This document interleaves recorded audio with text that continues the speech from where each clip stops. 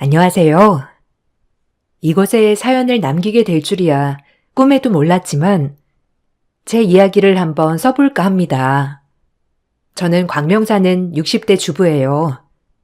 제 인생을 이렇게 말로 풀어나가려니 참 오만 가지 생각이 다 들기도 하네요. 저는 부모님께 불효녀입니다. 이 사실이 두고두고 마음이 아프죠. 어려서 부모님께 하나밖에 없는 저는 사랑을 독차지하고 자랐어요. 얼마나 오냐오냐 귀하게 키워주셨는지 어렸지만 부모님의 사랑을 온전히 느낄 수 있었죠. 그런 제가 부모님의 뜻을 거역하고 선택한 남자가 있었어요. 엄마 아빠는 눈에 흙이 들어가도 절대 안 된다며 반대했지만 전 사랑에 눈이 멀어 부모님의 말씀이 들리지 않았죠. 참 철이 없었어요. 너 제정신이야? 네가 뭐가 아쉬워서 애 딸린 이혼남한테 시집을 간다고 그래? 벌써 더 좋다고 줄 선 남자들이 한두 명인 줄 알아? 제발 허락해줘. 나 그 사람 아니면 결혼 생각 없다니까? 그리고 그 사람 정말 좋은 사람이야. 그러니까 제발 허락해 주세요. 절대 안 된다. 말이 되는 소리를 해야지. 그냥 이혼남도 아니고 애 딸린 이혼남이라니. 그것도 애가 둘이나. 네가 자식 낳아봐. 그럼 이 마음을 이해할 수 있을 거다. 절대 안 되니까 그런 줄 알아.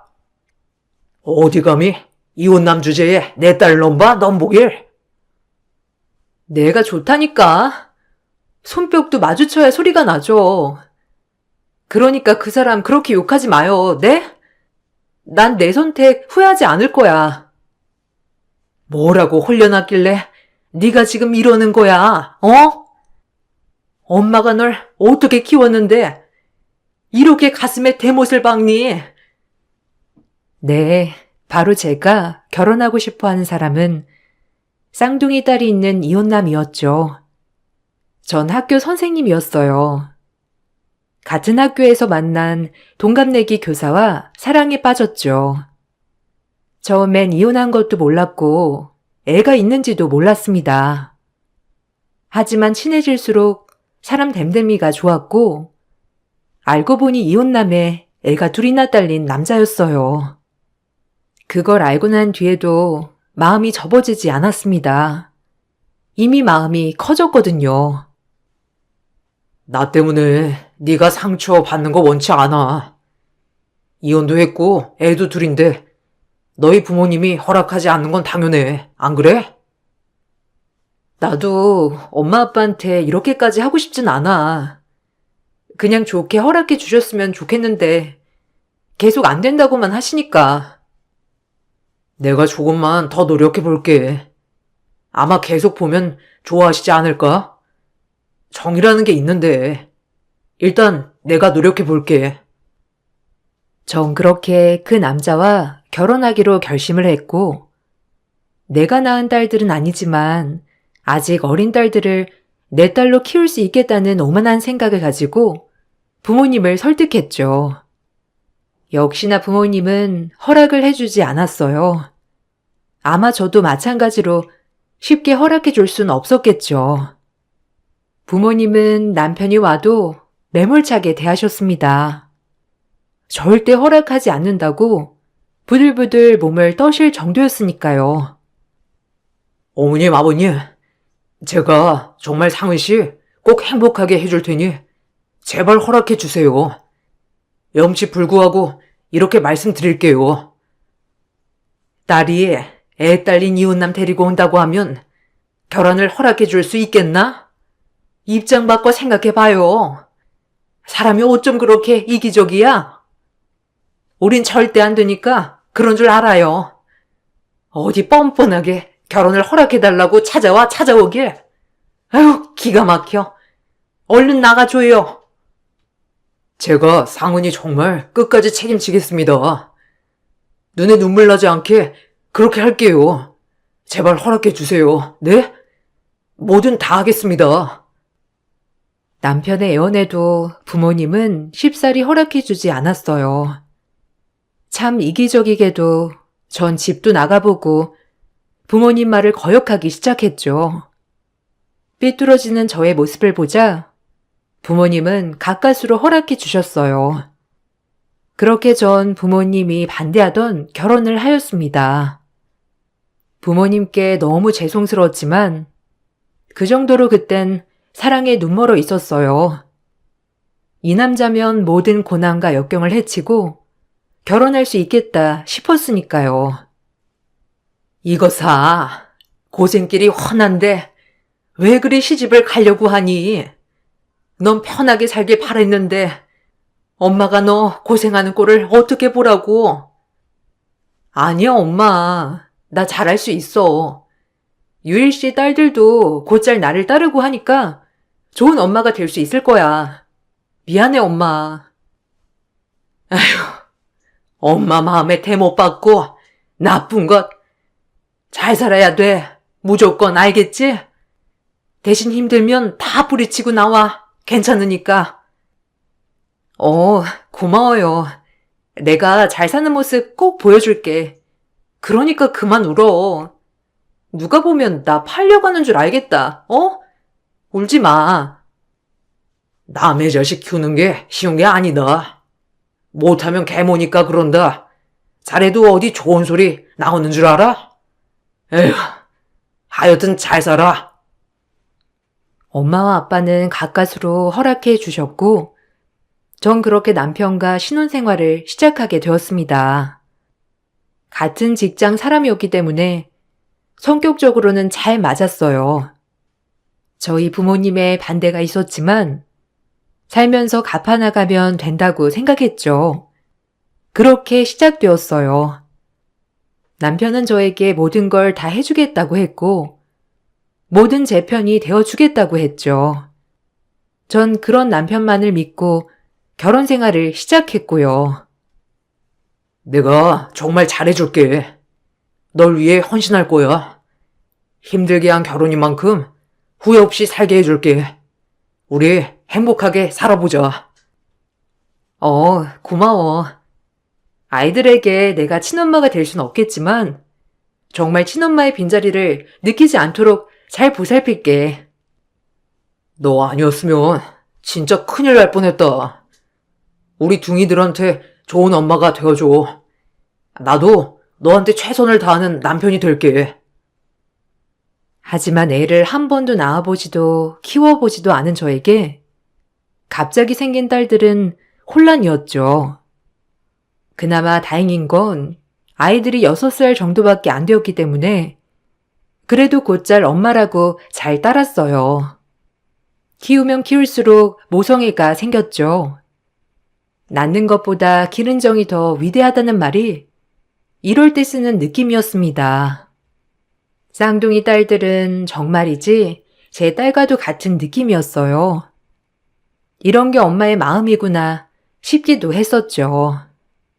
내 배 아파 낳은 건 아니었지만 보고 있으면 마음 한쪽이 아프기도 하였고 꼭 훌륭하게 키워내리라 다짐했죠. 엄마가 생겨서 너무 좋아. 이제 나도 유치원에서 엄마란에 엄마 이름 쓸 수 있는 거지? 너무 좋다. 유치원에서 나랑 영희 보고 엄마 없다고 맨날 놀렸어. 그래도 이제 엄마 생겼으니까 내일은 유치원에 데리러 와야 해. 알겠지? 그리고 놀이터 가는 거야. 아샤부! 엄마랑 유치원 끝나고 놀이터도 간다. 너무 좋아. 내일 도시락은 소세지도 싸줘. 머리도 삐삐로 묶어주고. 그렇게 좋아? 이제 엄마가 평생 영심이랑 영희 옆에서 지켜줄 거니까 엄마 말 잘 들어야 한다. 안 그럼 혼나요.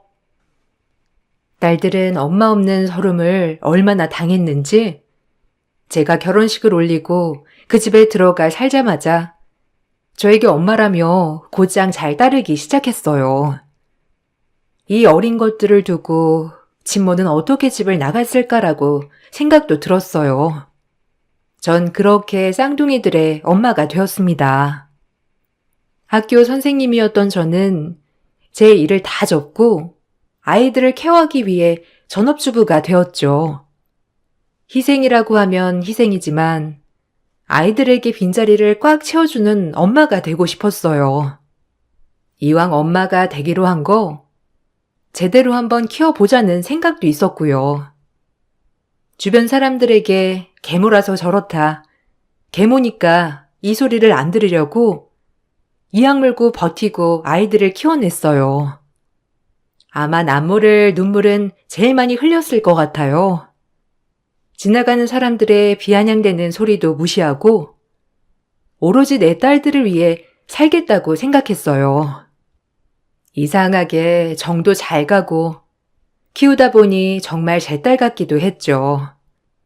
그리고 저와 남편은 아이를 낳지 않았어요. 낳을 수는 있었지만 남편이 거부했어요. 저도 제 속으로 낳은 자식을 한 명쯤은 낳고 싶었지만 지금 있는 쌍둥이 딸들을 정말 제 딸로 생각해서 키울 거기 때문에 쉽게 포기가 되었죠. 그 정도로 전 딸들에게 최선을 다했습니다. 이건 세상 그 누구보다 자부할 수 있어요. 아이들이 어렸을 땐 오히려 다루기가 쉬웠어요. 혼내는 일도 적었고 절 친엄마처럼 너무 잘 따라주었기 때문에 괜찮았죠. 저희 친정 부모님도 처음엔 못마땅해 하셨지만 점점 아이들을 본인들의 손녀라고 생각하셨고요. 더할 나위 없이 행복했어요. 그래, 우리 둥이들 할미한테 와보거라. 할미가 오랜만에 용돈도 주고 만난 것도 해주마. 도넛 해줄까? 좋아요. 할머니 최고. 엄마, 나 오늘 할머니네서 자고 갈래. 할머니가 맛있는 거 많이 해줘서 너무 좋단 말이야. 그래. 예쁜 우리 손녀들. 할미가 오늘 도넛도 해주고 김밥도 말아주고 우리 둥이들 해달라는 거 다 해주마. 아래비는 뭐 해줄까? 우리 손녀들 탈 수 있게 썰매나 만들어 볼까? 할아버지 뒷마당에서 썰매도 타고 신나게 놀자. 할아버지, 할머니 최고. 오늘 여기서 자고 내일 아침에 집에 가야지. 썰매 10시까지 탈 거예요. 알겠죠? 저희 부모님은 결혼 반대를 언제 하셨나는 듯이 저희 딸들에게 매우 따뜻히 대해주셨어요.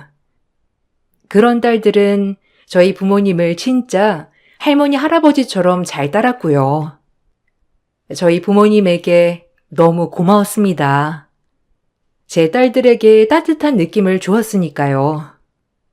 그리고 이렇게 좋은 모습들을 보여줘야지 엄마 아빠 가슴에 대못 박은 만큼 행복해져야지라고 생각했어요. 너무 감사했으니까요. 엄마 아빠 고마워요. 받아들이기 쉽지 않았을 텐데 그래도 이렇게 진짜 손녀처럼 생각해줘서 내가 너무 고마워. 그럼 어쩌니? 이왕 이렇게 된 거 받아들여야지.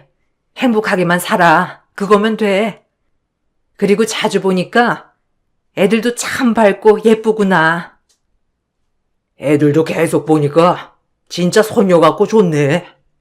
그래도 네 속으로 낳은 자식 하나 있으면 좋을 텐데. 아예 생각은 없는 거냐? 우리 딸이 2명이나 있는데 뭘 또 낳아요. 난 결심했어. 애들한테 진짜 엄마가 되어주겠다고. 지켜봐줘요. 내심 부모님은 저의 친자식을 낳기를 바라셨지만 저의 의사도 존중해 주셨어요. 뭐든 제가 행복하면 그걸로 된 분들이었으니까요. 저희 부모님은 그렇게 제 행복만을 바라셨습니다. 그렇게 시간이 흘렀고 딸들은 중학생이 되었죠. 6살 때부터 중학생 때까진 문제가 되지 않았던 것들이 아이들이 사춘기가 되면서부터 조금씩 반항을 하기 시작했죠. 이럴 땐 어떻게 해야 하나 싶기도 했어요. 가끔 연락을 두절시켜버리는 딸과 거짓말을 하기 시작하는 딸들을 달래도 보고 혼도 내보고 하는 평범한 모녀처럼 지냈죠. 제 딸들을 친딸이 아니라고 생각해 본 적은 없었지만 확실히 남의 딸을 키우는 건 정말 어려웠어요. 혼을 내면 계모니까 혼을 낸다. 그렇다고 방치하면 계모라 신경 안 쓴다. 이런 말들이 절 괴롭혔죠. 동네가 작아서 워낙 소문이 빨랐거든요. 전 최선을 다해 딸들을 케어했습니다. 그래도 혼을 낼 땐 혼을 놔야 한다는 생각은 변함이 없었기 때문이에요. 허영심, 너 왜 이렇게 엄마 말을 안 들어? 오늘 학원도 안 가고 선생님 전화 오셨는데 어디 갔었어? 연락도 하루 종일 안 되고. 아, 엄마가 무슨 상관이야. 학원 안 갈 수도 있는 거지. 왜 이렇게 화를 내? 내일 가면 되잖아. 나한테 이래라 저래라 하지 마. 뭐? 어떻게 엄마가 너한테 신경을 안 쓰니? 핸드폰 이리 줘봐. 요즘 너 이상해? 핸드폰만 붙들고 있고, 어? 아, 상관 말라고. 친엄마도 아니면서. 엄마인 척 좀 그만해. 왜? 그렇게 엄마인 척 하고 싶어서 그래? 참나, 얼탱없네. 뭐? 다시 말해봐. 지금 뭐라고 했어? 친엄마가 아니라니. 엄마는 너희를 친딸이 아니라고 생각해 본 적 없어. 아, 엄마, 그만해. 영심이도 이유가 있었겠지. 그리고 영심이 말이 맞아. 친엄마도 아니면서. 우리 구속 좀 하지 마. 숨 막혀. 너희가 엄마한테 어떻게 그럴 수가 있어? 그럼 엄마는 친엄마가 아니니까 너네한테 관심도 가지지 말라는 거야? 딸의 말에 머리를 쿵 하고 맞은 것 같았습니다. 딸이 저에게 친엄마가 아니니 신경 끄라는 말이 얼마나 가슴이 아팠는지. 딸들은 모진 소리를 하고 키득키득 대고 있더군요. 아무리 사춘기라고 하지만 정말 너무하다 싶었어요. 내 젊은 인생 본인들을 위해 얼마나 노력했는데 겨우 한다는 소리가 정말 충격적이었죠. 사춘기니까 그러려니 했어요. 마음은 아팠지만 사춘기니까요. 정말 어려웠어요. 사춘기 딸들에게 좋은 엄마가 되는 것은 인생에서 제일 어려운 숙제 같았죠. 전 딸들에게 애원도 해봤어요. 너희 엄마가 너네를 어떻게 생각하는 줄 알면서 어쩜 그렇게 말을 해? 아무리 철이 없다고 해도 못 들은 걸로 할게. 그러니까 집착하지 말라고 나한테. 내가 알아서 해. 학원도 내가 알아서 갈 거고. 그러니까 신경 좀 꺼. 숨 막히니까. 전 어떻게 하면 좋을지 생각했죠. 매번 고민의 연속이었어요. 혼을 내자니 내 딸이 아니니까 혼내는 거 아니야? 라는 마음. 혼을 내지 않자니 난 엄만데 어떻게 애들을 저렇게 방치하나 싶기도 하면서요. 전 누가 뭐래도 제 딸들이 엇나가는 꼴을 보지 않기 위해 저만의 방식으로 아이들을 교육해 나갔죠. 혼이 나야 할 때는 혼을 내었고 칭찬해 줄 때는 칭찬도 해주었어요. 참 힘든 과정이었지만 아이들은 점차 제 말을 잘 따라주기 시작했죠. 그래도 제 마음을 잘 알아주니 저도 기분이 좋았고요. 엄마, 미안해. 우리가 그동안 엄마 속 많이 썩였지? 이제 공부 열심히 할 거니까 걱정 말아요. 엄마 속상했지? 아니야. 이렇게 말해줘서 너무 고마워. 엄마가 부족하지만 더 노력할게. 그러니까 우리 행복하게 지내자. 알겠지? 그나마 둘째가 저렇게 위로해줘서 버틸 수 있었죠. 전 교사였었기 때문에 아이들의 학업을 포기하지 않았어요. 매번 아이들의 학원을 픽업하며 아이들만을 위해 살았습니다. 중간중간 아이들의 비는 시간에 뭘 하는지 도저히 알 수는 없었지만 그래도 아이들을 믿기로 했으니 끝까지 믿어보기로 했죠. 다행히 아이들은 공부를 곧잘 해주었어요. 쌍둥이들이지만 학업에 욕심도 많고 샘도 많았기에 솔직히 공부에 대해서는 채찍질을 하지 않았어요. 본인들이 알아서 했거든요. 오로지 연락이 되지 않는다거나 가끔 말도 하지 않고 외출하는 일이 잦았을 때나 트러블이 생겼었죠. 그렇게 전 제 인생을 아이들에게 다 바쳤어요. 고마워. 당신을 만나지 않았으면 애들은 어떻게 됐을까 싶어. 네가 은인이야. 힘들지? 요새 애들이 사춘기라 말도 많고. 아니야. 아마 사춘기는 다 누구나 그렇듯 불만투성이지 뭐. 내가 더 신경 쓰는 수밖에 없어.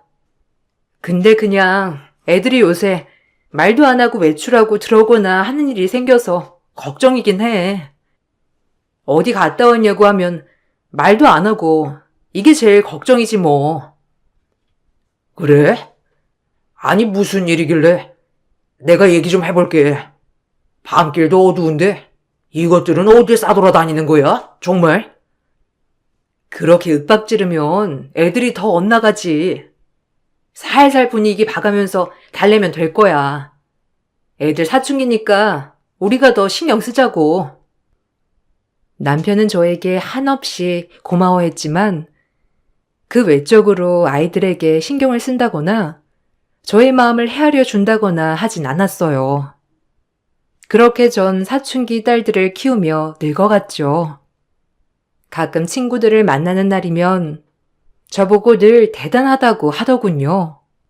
하지만 그때는 그 대단하다는 소리도 얼마나 듣기가 싫었는지 아이들의 친엄마라고 생각했기 때문에 당연하다고 생각했거든요. 그래도 너 진짜 대단하다. 애도 안 낳아봤으면서 친딸들처럼 어쩜 그렇게 희생해? 너 같은 애가 상 받아야 한다니까. 애들이 네 마음을 다 알아줘야 할 텐데. 그래도 항상 무슨 생각하는지 잘 지켜봐. 너 머리 검은 짐승은 거두지 말란 옛말이 왜 있는 건데? 너 말 다 했니? 내 딸들한테 그런 식으로 얘기하지 마. 그리고 희생이라니? 넌 네 자식한테 뭘 바라고 희생하니? 나도 똑같아.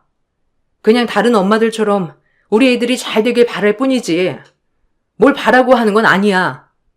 그러니까 그런 말 그만해줬으면 좋겠다. 아니, 나는 그냥 네가 대단하니까 얘기한 거지. 뭘 화를 내고 그래? 알겠어. 이런 말 다신 안 할게. 화 풀어, 어? 주변 시선이 절 더 괴롭게 하는 날들이 많았지만 그래도 이악 물고 버텼습니다. 딸들에게 바라는 거 없이 엄마이고 싶으니까요. 그렇게 고등학생 시절을 지나 다행히 딸들은 의대를 들어갔죠. 쌍둥이가 나란히 이렇게 입학을 하게 될 줄은 몰랐지만 막상 의대 합격증을 들고 저에게 웃으며 달려오는 모습을 보니 너무 흐뭇하더라고요. 나 참 잘 키워냈다 생각도 했고요. 엄마, 우리 나란히 의대 합격했어. 지금 막 합격 확인하고 오는 길이야. 드디어 우리 의사가 될 수 있는 거라고. 아유, 장하다. 내 딸들 너무 고생했어. 그동안 공부하느라 힘들었지? 얼마나 힘들었을 거야. 의대를. 너무 고맙다. 딸들은 그렇게 의대에 들어가게 되었죠. 저희 친정 부모님도 너무 좋아하셨고 무엇보다 남편이 기뻐했어요. 남편은 저에게 한없이 고마워했고 이게 딸들 뒷바라지 잘한 덕분이라며 모든 친척들 앞에서 저를 치켜 세워주기도 했었죠. 여보, 고마워. 당신 아니었으면 우리 애들 의대는커녕 대학도 못 갔을 수도 있어. 살뜰히 뒷바라지 해줘서 너무 고마워. 당신 덕분에 내가 맘 놓고 일할 수 있었어. 우리 애들 이렇게 키워줘서 너무 고맙다, 정말. 무슨 말을 어떻게 해야 할지.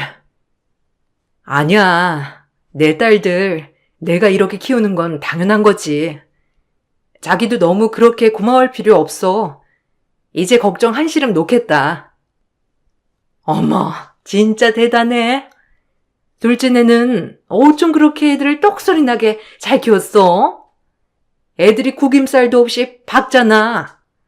공부도 잘해, 청명해, 밝고 싹싹해. 진짜 하여튼 너무 고생 많았다, 정말. 아유, 부러워라. 어떻게 애들 둘이나 의대를 보내, 정말. 처음엔 모두들 제 덕분이다 했었죠. 나름 기분도 좋았어요. 아이들은 학교를 열심히 다녔고 저와는 문제가 없는 듯 했습니다. 하지만 점점 가면 갈수록 저와는 대화를 하지 않으려 했고 이제 사춘기도 지난 아이들이었지만 제 마음은 답답해져만 갔죠. 왜 그래? 엄마한테 뭐 할 말 있어? 갑자기 대답도 안 하고 말도 안 하고, 어? 요즘에 학교에서 무슨 문제 있니? 아, 신경 쓰지 말라고.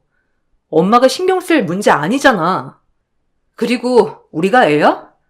신경 꺼. 친엄마도 안 그러는데 진짜 무슨 상관? 아이들은 갑작스레 변하기 시작했어요. 저한테 무슨 억한 심정이 있는 것처럼요. 전 그런 딸들을 이해하기 어려웠지만 최대한 이해해 보려고 했습니다. 이대로 딸들과 멀어지면 어떡하나 이런 생각도 들었고 혹시 나도 모르는 사이 딸들에게 내가 상처를 줬나 싶기도 했었죠. 하지만 딸들이 그러는 이유는 간단하게도 쉽게 풀리더군요. 어느 날 딸에게 온 메시지를 우연히 보게 되었는데 친엄마와 연락을 주고받는 모습을 보게 되었어요. 눈앞이 캄캄해졌습니다. 비는 물보다 진하다는데 지금까지 친엄마를 계속 만나왔구나 하는 생각에 말이에요. 물론 딸들에게 친엄마의 존재를 부정하고 싶진 않았어요. 하지만 저를 그렇게 외면하고 친엄마를 만난다는 생각을 하니 마음이 찢어지더군요. 전 남편에게 얘기를 할 수밖에 없었죠.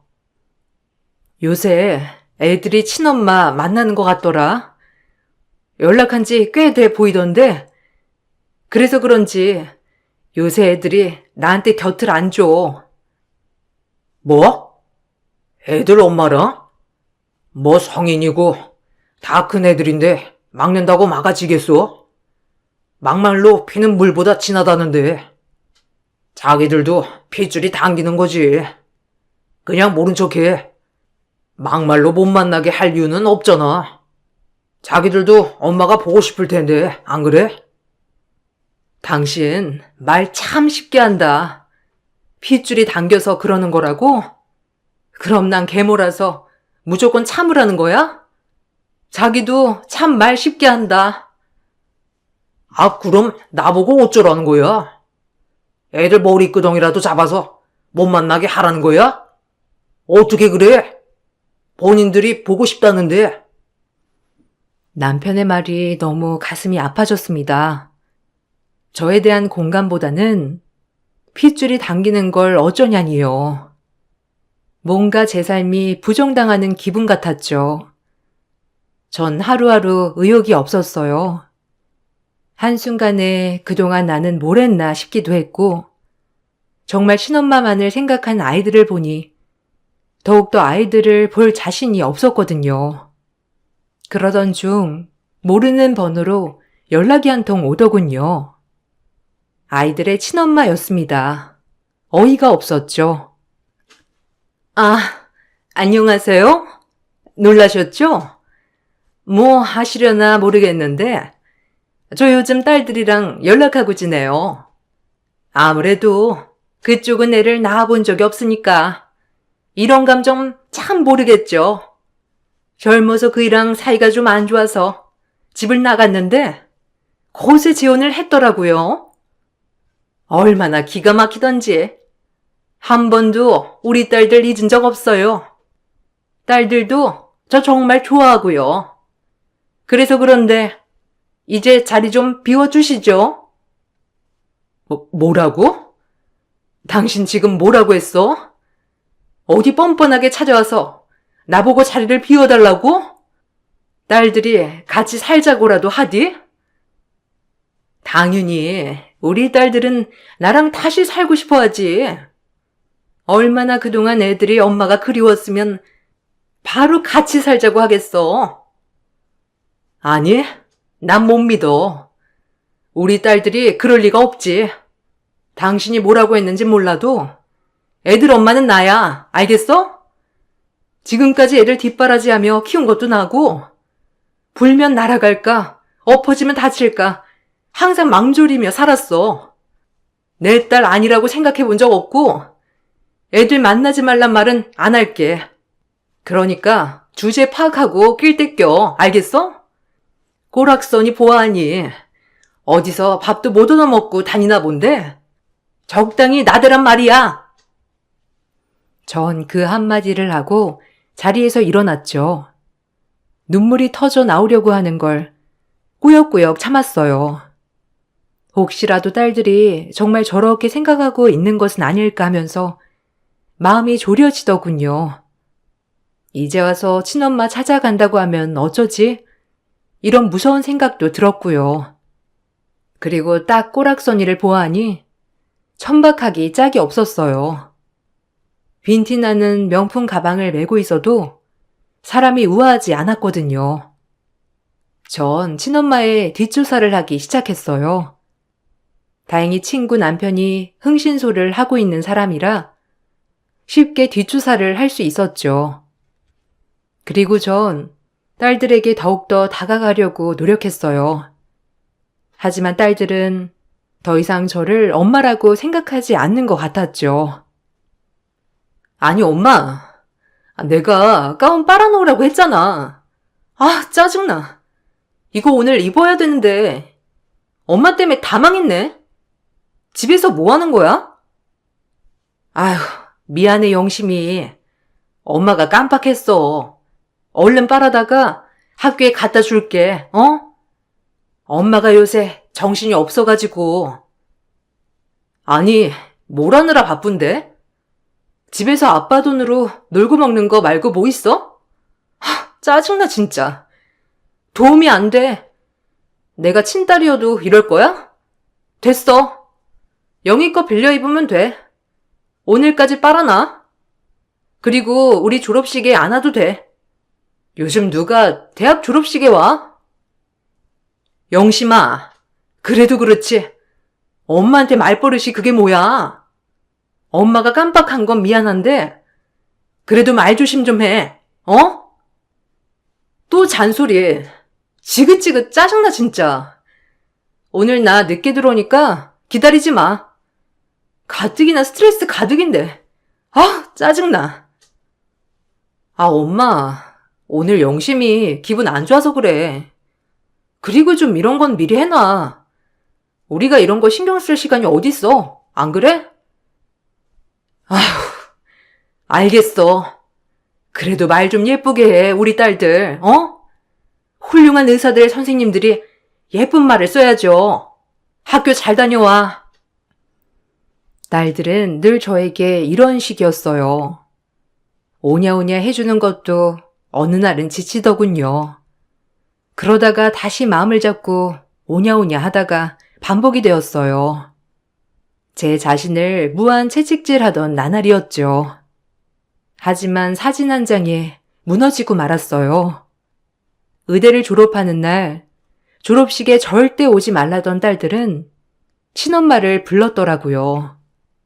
저를 빼고 남편과 친엄마 그리고 딸들 넷이 찍은 사진을 간직하고 있는 모습을 보니 모든 것이 부질없음을 느꼈습니다. 남편도 마찬가지였죠. 전 하나하나 마음을 정리하기 시작했어요. 그리고 명절이 되었어요. 전 마음 정리를 모두 마친 상태였습니다. 이날 마지막으로 이 집에서 새는 명절이겠구나 싶었죠. 하지만 모든 시댁 식구가 다 있는 자리에 친모가 등장했습니다. 너무 놀랐어요. 어떻게 친모가 이 자리에 올 수 있었는지. 아이고, 왔니? 두바이에서 성공하고 돌아왔다더니 아주 때깔이 곱구나. 아, 얘는 신경 쓸 필요 없어. 유일이 너 아직도 정리 못한 거냐? 정리한다고 했잖니. 이제 친엄마가 있는데 어른이 알아서 맞아줘야지. 참새도 눈치가 없지. 어머, 동서. 이게 얼마만이야? 어머, 진짜 너무 변했다. 몰라보겠어. 아, 이쪽은 신경 쓰지 마. 명절 도움이라고 생각해. 어머님, 그동안 잘 계셨어요? 제가 애들 두고 이악 물고 성공하느라 늦었어요. 애들이랑은 간간히 만나긴 했는데 이렇게 늦게 뵙네요. 이건 어머님 쓰시라고 영양크림 아이크림이에요. 그리고 이건 형님 거랑 동서들 거 받아주세요. 이게 지금 못들 하는 거야? 지금 여기가 어디라고? 지금 내가 이렇게 버젓이 있는데 당신이 말해봐, 당장! 그게 말하려고 했는데 애들 엄마랑 다시 합치고 싶어. 사실 애들 두고 떠난 것도 성공하기 위해서고 한 번도 애들 잊은 적 없대. 그리고 애들도 원하고 있고 나도 애들이 원하니까 애들 좋은 쪽으로 해줘야 할 것 같아서. 넌 나 없어도 되잖아. 순간 할 말을 잃었습니다. 어차피 정리하려 했지만 지금 다들 뭐라고 하는 건지 보안이 정리된 내용을 보자니 애들의 친모는 두바이에서 성공한 사업가였고 딸들을 찾았더라고요. 딸들은 그런 성공한 엄마가 좋았던 거였어요. 시댁도 마찬가지였고요. 딸들이랑 연락하고 지내는 건 알았지만 이렇게 시댁까지 한통속이 되었을 줄은 몰랐습니다. 기가 막혔죠. 그렇게 기가 막혀 할 때 저에게 팩스 한 장이 왔습니다. 지난번에 제가 부탁한 친모의 과거 기록이었죠. 흥신소를 나는 친구 남편이 이제서야 보내주더라고요. 그 종이를 보니 웃음이 절로 나왔어요. 얼마나 기가 막히고 웃음이 나오던지.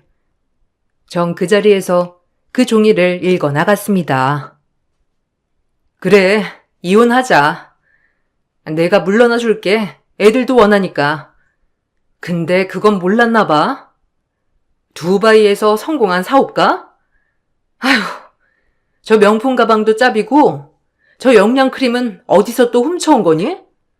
정가 기록만 7범이야. 사기 정가. 어디서 사기치다 이제 안 되겠으니까 딸들 찾아와서 이 집 재산 해먹고 싶었나 보지? 웃긴다 진짜. 코미디가 따로 없어. 정말 내가 명절 도움이라고? 너희들이 말해봐. 너희들도 그렇게 생각해? 한평생 너네 위에 뒷바라지한 이 엄마가 그냥 그저 도움이었을 뿐이었다는 거지? 입 다물어. 정가는 무슨? 어머님, 아니에요. 저 여자가 정신이 나갔나? 어디서 지금 정가를 들먹여? 감히 나한테. 그만해. 우습다 정말. 이혼도 3번이나 했네. 남자 등쳐먹다가 실패했나 보지? 참 끼리끼리 이 집구석이랑 잘 어울린다. 내가 사표 쓸게요. 이 집에 그리고 애들 엄마 자리에서. 잘해봐. 어디 아주 잘 어울려요. 내가 이 집에 어울리지 않았었지. 내가 너무 가분하거든. 제 말 끝에 시어머니는 졸도를 하셨고 형님과 동서들도 마찬가지였어요. 그리고 쌍둥이들 표정도 심상치 않았죠. 지 엄마가 두바이에서 성공한 사업가라고 하니 혹했나 본데 막상 이혼 3번과 정가 7범이라고 하니 자기 엄마를 경멸하듯 쳐다보더라고요. 엄마 말이 사실이야? 당신 전과자였어? 우리한테는 이제 뭐든지 다 해주겠다고 사탕 발린 말을 해놓고선 지금 다 사귀었던 거야? 아니, 우리 딸들 내 말 좀 들어봐. 저 여자가 지금 뭔 소리를 짓거리는지 모르겠는데 아주 없는 말 튀어내고 있어. 전 딸들의 뺨따기를 내리쳤고 친모의 뺨도 때렸어요. 그리고 남편도 마찬가지였죠. 딸들은 저에게 처음 맞아보는 뺨이라 얼떨떨한지 저를 휘둥그레 쳐다보다가 무릎 꿇고 싹싹 빌더라고요. 하지만 이미 전 떠난 기차였죠. 제 마음이 싸늘하게 식더라고요. 정신이 차려지니 이제? 그게 너희들의 한계라는 거야. 너네 엄마로 살면서 최선을 다하려고 했어. 내 목숨보다도 너희를 아꼈다. 근데 돌아오는 게 고작 이런 거라니 참. 다신 보지 말자꾸나. 마음대로 살아 이제. 그리고 엄마 찾지 마. 아주 잘 어울려 지금이. 여보, 내 말 좀 들어봐. 지금 오해가 있나 본데 우린 저 여자 영국에 철저히 속은 거야. 그러니까 한 번만 봐줘. 입 닫어. 똑같은 종자들끼리 그만 나불대. 이제 미련 없다. 너희들한테 난 할 만큼 했으니 속이 후련하거든. 내시 잘해봐.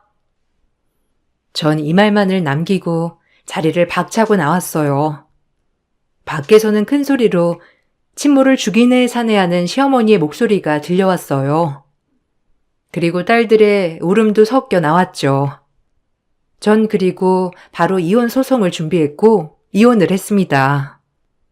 26년이란 결혼 생활 덕분에 재산 분할도 많이 받게 되었고 위자료도 받았어요. 딸들은 저에게 울고불고 매달리고 문자도 오고 전화도 왔지만 단 한 통도 받아주지 않았어요. 남편 또한 마찬가지고요. 제 마음을 비우니 참 제가 잡고 있던 인연의 끝이 별게 아니었더라고요. 전 지금은 제 인생을 찾아나가고 있습니다. 교사였던 경험을 살려 유아교육대학원을 가게 되었고 유치원 정교사 자격증을 따게 되었어요. 그래서 지금은 생각보다 크게 유치원을 하나 설립했고 원장을 하고 있습니다. 사설 유치원이지만 이 근방 동네에선 대기가 꽉 차는 유치원이죠. 딸들 생각이 아예 안 난다면 거짓말이지만 그래도 지금 그 누구보다 행복합니다. 인생의 가장 큰 공부를 하고 많은 걸 깨달았거든요. 유치원을 어떻게 알았는지 딸들이 이따금 한 번씩 오곤 하지만 절대 만나고 있진 않아요. 뭔가 제 마음이 정말 싸늘하게 굳어버렸거든요. 그래도 내일의 희망이 있듯이 앞으로 잘 살아가 보렵니다. 제 이야기 들어주셔서 너무 감사합니다. 안녕하세요. 저는 40대 초반 여자입니다. 인생을 살다 보면 두 번 다시 없을 기회가 찾아온다고 하죠. 그 기회를 누군가는 놓치고 누군가는 잡아서 한순간에 삶이 바뀌어 버립니다. 저 또한 눈앞에 보이는 기회를 놓치지 않고 잡게 되면서 갑자기 찾아온 한 사람과 저와의 인생은 바뀌게 되었네요. 지금은 너무나 행복하고 제 선택에 대해 조금도 후회하지 않습니다. 결혼 5년 차가 되었을 때 출장을 자주 다니던 남편이 그날은 부산에서 일주일 정도 시간을 보내야 했어요. 직업이 변호사라 항상 바쁘게 생활을 하고 있었죠. 뭐든 열심히 하는 남편이 항상 자랑스러웠고 저 또한 5살 된 아이를 돌보며 제 위치에서 최선을 다했습니다. 그런데 어느 날 친구한테 전화 한 통이 왔어요. 오래간만에 연락이 온 친구라 반가운 목소리로 받게 되었는데 제 귀에 들려온 친구의 목소리는 제 심장을 내려앉게 만들었습니다. 도저히 믿기 어려웠던 저는 잘못 봤을 거라며 목소리를 떨기 시작했고, 친구는 그럴 리 없다면서 저에게 사진 한 장을 보내왔어요. 내가 아무리 너희 남편을 몇 번밖에 못 봤지만 얼굴 하나는 기가 막히게 기억하거든? 처음엔 선글라스를 착용하고 있어서 긴가민가 했었는데 선글라스를 벗는 순간 너무 놀랐다니까? 네 남편이니까 사진 보면 바로 알 수 있을 거 아냐. 어때? 네 남편 맞지? 빨리 대답해봐. 맞으면 가서 머리채라도 잡아버리게. 그냥 비슷한 사람은 어디에나 있다고. 우리 남편은 지금 부산에서 바쁘게 업무 중이고, 나 말고 다른 여자한테는 눈길조차 돌리지 않을 정도로 일편단심이야. 내가 지금 있는 곳이 부산이고, 여기가 해운대 해수욕장이야. 확실하게 맞는 거지? 그냥 부인하고 싶은 것 뿐이잖아. 내가 오늘 증거물을 최대한 많이 보내줄 테니까 너는 앞으로 어떻게 해야 될지 고민이나 해봐. 내가 봤을 때 옆에 있는 여자랑 갈 때까지 간 것 같아. 그러지 않고선 서로의 스킨십이 너무 자연스럽다고. 친구의 말을 믿고 싶지 않았지만 저에게 계속해서 보내는 사진들은 남편임을 확신시켜 주었고 너무 큰 충격을 받게 된 저는 그 자리에 주저앉고 말았네요. 친구와 전화 통화를 끊은 뒤 계속해서 전송되는 남편과 의문의 여자는 어디서 많이 본 듯한 사람이었어요. 눈물이 앞을 가려 제대로 확인하기 위해 학대에서 남편 옆에 붙어 있는 여자를 보는 순간 확실히 알 수 있었고 남편과 그동안 손발 맞춰 함께 일을 해왔던 변호사 동료 여자였습니다. 저와도 어느 정도 친분이 있고 가끔 모임이 있을 때 남편이 저를 데려간 적이 몇 번 있었는데 그때마다 항상 주위에 있어서 인사를 주고받던 사이였는데 그 여자가 남편에게 흑심을 품고 있었다는 건 상상조차 하지 못했었네요. 너무 크게 배신을 받게 된 저는 앞으로 어떻게 살아야 할지 몰라 너무 막막했고 그 두 사람을 절대로 용서해 주고 싶지 않았어요. 그리고 친구에게 마지막으로 전송된 한 장의 사진을 보는 순간 손에 쥐고 있던 핸드폰을 세차게 던져버리고 말았습니다. 남편이 동료 변호사와 함께 호텔의 한 방에 같이 들어가는 모습을 보게 되었고 남편의 품에 기대어 있는 동료 변호사를 당장이라도 부산으로 달려가 머리채를 휘어잡고 싶을 만큼 분노하고 말았습니다. 하지만 상대는 변호사라 호락호락하지는 않을 것 같아 최대한 침착하게 행동을 해야 했어요. 복잡해진 머릿속을 정리하며 깊은 생각에 빠져있던 그때 타이밍도 참 웃긴 게 시모에게서 전화가 왔습니다. 지금의 상태에선 받고 싶지 않아 시모의 전화를 무시했고 핸드폰 전원을 꺼버리려고 하는 순간 현관문을 두드리는 소리가 들렸어요. 천천히 다가가 누구시냐고 물어보자 시모가 왜 전화를 안 받냐고 저에게 화를 내셨네요. 시모가 집에까지 찾아오실 거라곤 전혀 예상하지 못했는데 갑자기 방문을 하셔서 일단 급하게 문을 열어드렸습니다. 너 울었니? 눈이 왜 이렇게 빨갛게 충혈된 거야? 전화를 했으면 바로 받을 것이지. 뭘 하고 있었길래 내 전화를 무시하고 있었던 건데? 계속 정신 나간 여자처럼 그러고 있을래? 너 혹시 지금까지 자다가 깬 거야? 내 아들은 밖에서 힘들게 일을 하고 있는데 너는 집에서 잠이나 퍼질러 자고 있어? 사는 게 아주 편하지? 지금 바로 우리 집에 갈 거니까 짐부터 싸라. 아마 며칠은 있어야 할 거다. 상황 설명은 가면서 해줄 테니까 멍 때리지 말고 빨리 움직여. 시모는 저를 다그치며 시댁에 급하게 가야 한다고 이유도 설명해주지 않은 채 재촉하셨습니다. 남편 때문에 정신적인 충격이 가시지 않은 상태에서 몸은 제대로 움직여주지 않았지만 시모의 다그침에 제 몸은 자동으로 지시를 따르고 있었네요. 그렇게 짐을 챙긴 다음 시모와 아이를 태우고 힘겹게 시댁으로 향했어요. 이번에 아주 중요한 손님들이 오는데 너 역할이 상당히 중요하다. 가면 해야 될 일이 정말 많거든.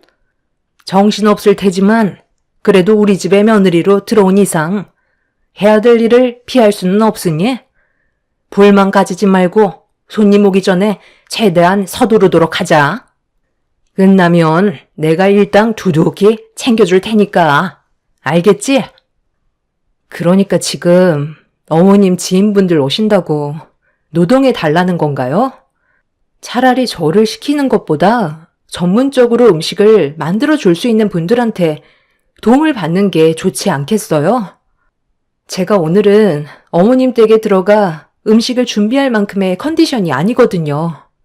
그리고 출장 뷔페도 사람들이 많이 이용하니까 음식 준비하시는 게 번거로우시면 그런 것도 나쁘진 않을 것 같은데 이번만큼은 그렇게 하시면 안 돼요? 제 입장도 어느 정도는 생각해 주셔야죠. 얘 봐라. 네가 언제부터 내 말에 토를 달았니? 내가 하자고 하면 너는 군말 없이 조용히 따르면 되는 거야. 사람들이 입이 얼마나 고급인데 그깟 뷔페 음식으로 대접할 거면 애초에 초대도 하지 않았어. 쓸데없는 말 하지 말고 운전이나 똑바로 해라. 그리고 왜 이렇게 천천히 가는 거야? 시간 없으니까 밟으라고. 시모는 제 아이를 안고 있는 상태에서 목소리를 높이셨고 아이는 시모의 언성에 놀랐는지 울음을 터뜨리고 말았습니다. 남편 때문에 이미 정신이 반쯤 나가 있는 상태인데 시모까지 한술 더 뜨고 있었네요. 워낙 성격이 불같으신 분이라 운전 중에 괜히 심기 불편하게 만들면 사고라도 나게 될까봐 어쩔 수 없이 시댁으로 향하게 되었고 시모의 지시대로 몸을 움직일 수밖에 없었네요. 시댁에 도착하자마자 정신없이 음식을 준비하고 있는데 갑자기 이게 뭐 하는 건지 모르겠더라고요. 남편은 회사 동료와 바람이 나서 호텔방으로 들어갔는데 시모 옆에서 음식이나 만들고 있는 제 자신이 너무 한심스럽게 느껴졌어요. 너 뭐하고 있어? 빨리빨리 움직이래도. 얘가 오늘따라 왜 이래? 시애미가 도와달라고 부탁하는 건데 그게 그렇게 싫은 거야? 하기 싫은 티 팍팍 내면서 꼭 그렇게 행동해야 되겠냐고. 이래선 손님들 오기 전에 아무것도 안 되겠다. 음식 가짓수라도 맞추게. 뷔페라도 시켜야지. 바쁜데도 시간 내서 오시는 손님들 기분만 상하겠어. 저런 걸 며느리라고 들여온 내가 정신 나갔지. 너 때문에 내 일정 전부 망치면 그땐 각오하는 게 좋을 거야. 사람들 앞에서 아주 망신을 줄 거라고. 그러니까 애초에 제가 뭐라고 그랬어요. 그냥 뷔페 시키라고 했잖아요. 제 말을 끝까지 안 들으시다가 결국 이게 뭐예요? 오늘 음식 준비할 기분이 아니라니까요? 손님들 응대하는 것도 사람 시켜서 하세요. 저는 그만 들어가 보도록 할게요. 며느리가 무슨 평생 무료 봉사하러 들어오는 노동자인 줄 아세요? 너 오늘 무슨 일 있니? 평소에는 내 말 한마디면 죽는 신용이라도 하던 애가 오늘따라 완전 딴 사람처럼 행동하고 우리 집안 식구가 된 지 5년이나 됐으니까 이제 할 만큼 했다 이거야? 막 나가도 된다는 거니? 마지막으로 경고하겠는데 내 집에서 한 발짝이라도 나가려고 한다면 그땐 내가 널 절대 가만두지 않을 거다. 그러시던지요. 저도 더 이상은 이렇게는 못 살겠어요. 갈 때까지 한번 가보자고요. 그동안 제가 어머님이 시키는 거 불만 가진 적 있었나요? 오늘만큼은 그냥 저 좀 내버려 두세요. 사람이 언제나 한결같이 행동할 수는 없는 거잖아요. 그리고 멋대로 찾아오시고 어머님 하고 싶은 대로 하시는 거 정말 마음에 안 든다고요. 며느리는 무조건 시모가 시키는 대로 따라야 한다고 저보다 더 큰 목소리로 화를 내시더니 나가려는 저를 붙잡으셨습니다. 아이를 안은 상태에서 한쪽 손에는 짐을 들고 있었기 때문에 저를 붙잡고 놓아주지 않는 시모를 저항하기가 힘든 상태에서 어려움을 겪고 있는데 아이를 안고 있는 걸 알면서 저를 강하게 밀어버리셨어요. 순간적으로 넘어질 뻔한 저는 시모의 행동에 너무 큰 충격을 받았고 결국 남편이 바람 피우고 있다는 말을 꺼내며 화를 내고 말았습니다. 시모는 제 말에 당황하셨는지 말을 더듬으시길래 핸드폰을 꺼내 들어 남편과 동료 변호사가 함께 호텔방으로 들어가는 모습을 보여주었고 그 모습을 본 시모는 받아들이기 힘드셨는지 제가 들고 있던 핸드폰의 사진을 다시 확인해 보길 원하셨어요. 하지만 저는 뺏기지 않으려 다시 주머니에 집어넣은 다음 그날 제가 왜 제정신이 아니었는지 설명을 하게 되었네요. 시모는 저를 바라보시며 앞으로 어떻게 할 건지 물어보시길래 이혼이 당연한 거 아니냐며 소리를 질렀어요. 누구 마음대로 이혼이야? 너는 절대 이혼 못한다. 우리 집안에 흠집 나는 건 절대 용납할 수 없다고. 당장 핸드폰에 있는 사진 전부 다 지워라. 얼마나 중요한 증거물인데 제가 왜 지워야 되는 거죠? 어떻게 하면 둘 다 변호사 생활을 말아먹게 할 수 있을지 지금 상당히 고민 중이거든요. 너 내가 뒷목 잡고 쓰러지는 걸 기어이 봐야 속이 후련하겠니? 오늘 일은 내가 잘못했다. 그러니까 일단 진정하고 내 말부터 좀 들어봐라. 이런 식으로 행동한다고 해서 달라지는 건 아무것도 없다고. 네 자식은 생각 안 할 거야? 걔는 아무 잘못도 없는데 아빠 없는 아이로 만들고 싶은 건 아니지? 조용하게 해결할 수 있는 방법은 얼마든지 있다고. 내 아들이 변호사 되려고 얼마나 힘들었는데 돈이 필요하면 원하는 만큼 준비해 줄 테니까 일단 들어와서 얘기하자. 시모의 행동에 너무 화가 났던 저는 흥분을 가라앉히지 못한 채 남편이 동료 변호사와 바람을 피웠다는 걸 제 입으로 밝혀버리게 되었고 모든 사실을 알게 된 시모는 제가 가지고 있는 증거물들 때문에 난처해하고 있었습니다. 자기 아들이라고 불이익을 받는 일이 생기게 될까봐 걱정을 하는데 어이가 없더라고요. 제가 얼마나 많은 상처를 받고 있었는지 그건 중요하지 않았습니다.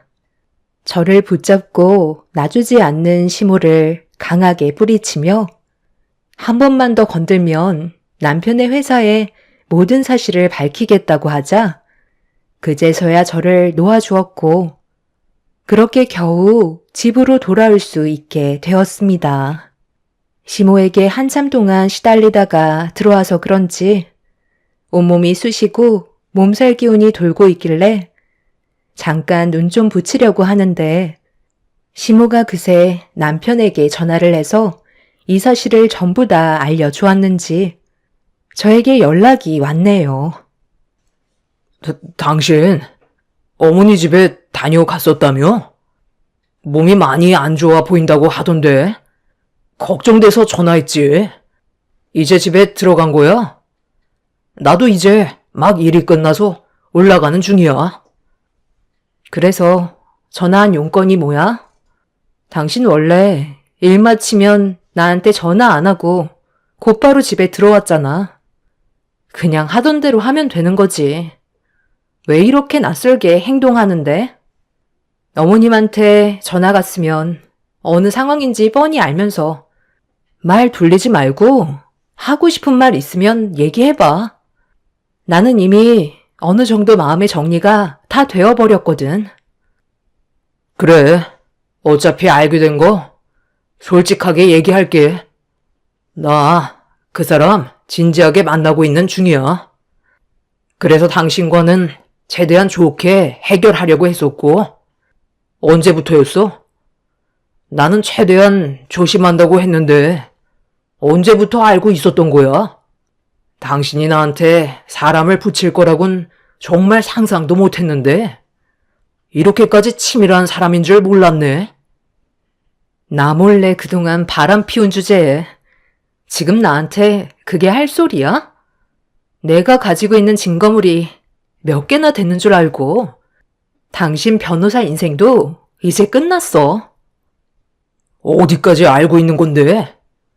설마 당신? 내가 활동하는 전부를 뒤에서 보고받고 있었던 거야? 우리 이렇게까지는 하지 말자. 금전적으로 보상해주면 되잖아.